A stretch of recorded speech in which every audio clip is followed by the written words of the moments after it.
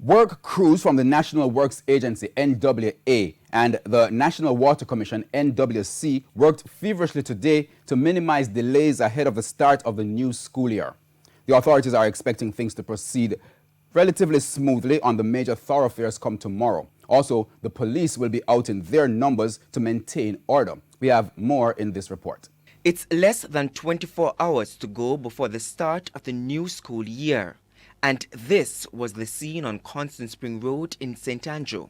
Work crews were busy.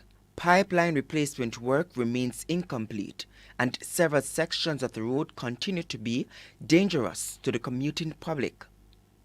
However, CEO of the NWA, Everton Hunter, is optimistic.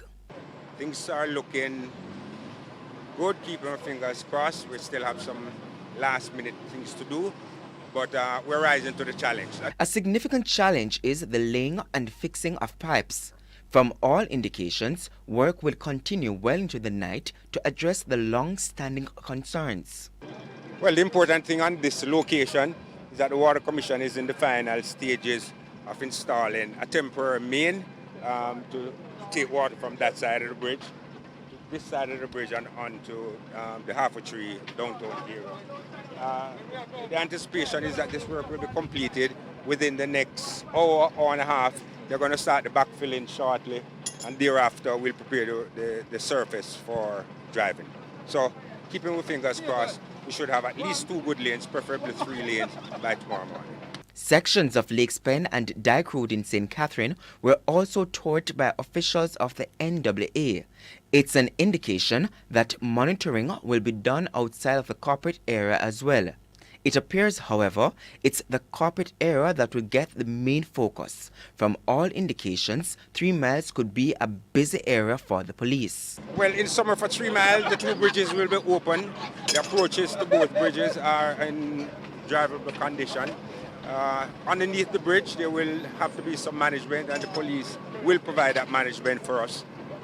The majority of the vehicles will be on both bridges, but we're a little bit concerned that unless the drivers exhibit good discipline underneath the bridge, there might be some issue, but the police has given us the assurance that they will be there to manage the traffic.